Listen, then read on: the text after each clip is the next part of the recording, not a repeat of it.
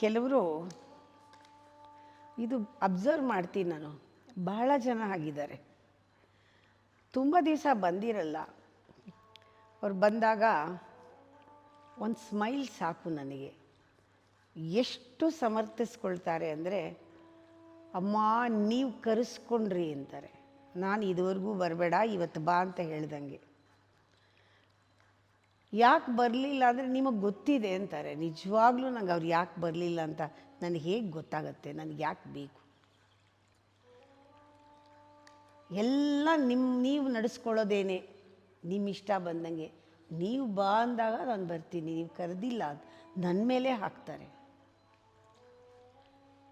ಬೇಕಾದಾಗ ಯಾವ ರೀತಿ ಗುರುಗಳನ್ನು ಬಳಸ್ತಾರೆ, ಅಬ್ಬಾ ಅಬ್ಬಾ ಅಬ್ಬಾ ಅಬ್ಬಾ ಅಬ್ಬಾ.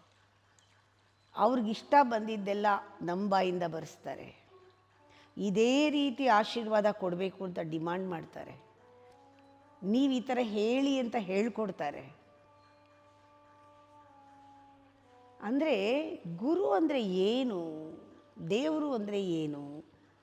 ಅಂಗಡಿ ಇಟ್ಟಿರೋರ, ವ್ಯಾಪಾರ ಮಾಡೋರ, ಅವ್ರಿಗೆ ಬೇಕಾದಾಗ ಅವ್ರು ಕೇಳಿದ್ದನ್ನು ಕೊಡೋಕ್ಕೆ ವ್ಯವಹಾರ ಮಾಡೋರ? ಒಂದು ಲೆವೆಲ್ ದಾಟಬೇಕು. ಯಾವತ್ತು ನಾನು ಇಲ್ಲಿಗೆ ಬರೋದಕ್ಕೆ ಜವಾಬ್ದಾರಿ ಅಂತ ಗೊತ್ತಾದಾಗ, ಬರದೇ ಇರೋಕ್ಕೂ ಜವಾಬ್ದಾರಿ ಅಂತ ಗೊತ್ತಾದಾಗ, ಬಂದಾಗ ಹೇಗೆ ನಡ್ಕೋಬೇಕು ಅಂತ ಗೊತ್ತಾಗತ್ತಲ್ವ. ಬರದೇ ಇರೋದಕ್ಕೆ ಕಾರಣ ಹೇಳದೆ, ಬಂದದ್ದಕ್ಕೂ ಕಾರಣ ಹೇಳದೇ ಇದ್ದರೆ ಬಂದಾಗ ಸರಿಯಾಗಿ ನಡ್ಕೊಳ್ಳೋಕ್ಕಾಗತ್ತಲ್ವ. ನಮಗೇನು ಬೇಕು ನಮ್ಮ ಯೋಗ್ಯತೆಗೆ ತಕ್ಕಂತೆ ಸಿಗಲಿ ಅಂತ ಓಪನ್ ಆದಾಗ ಸಿಗೋದು ನಿಜವಾದ ಅನುಗ್ರಹ. ಇದೇ ಕೊಡು, ಅದೇ ಕೊಡು, ಇದು ಕೊಡು, ಅದು ಕೊಡು, ನನಗಿಷ್ಟ ಆಗಿದ್ದು ಹೇಳು, ನನಗೆ ಇಷ್ಟ ಬಂದಿದ್ದ ಆಶೀರ್ವಾದ ಮಾಡು ಅಂತ ಕೇಳೋದು, ಡಿಮಾಂಡ್ ಮಾಡೋದು, ಅದಕ್ಕಾಗಿ ಪೂಜೆ ಪುನಸ್ಕಾರಗಳನ್ನು ಮಾಡೋದು ಎಲ್ಲನೂ ನಾವು ಯಾವ ರೀತಿ ಬಳಸ್ತಾ ಇದ್ದೀವಿ, ದೇವ್ರನ್ನ ಯಾವ ರೀತಿ ಮಿಸ್ಯೂಸ್ ಮಾಡ್ತಾ ಇದ್ದೀವಿ. It is abusing our own self. ಇದು ನಮ್ಮ ಆತ್ಮದ ಒಂದು ಸೆಲ್ಫ್ ಬಿಟ್ರೇಯಲ್ ಅಲ್ವಾ.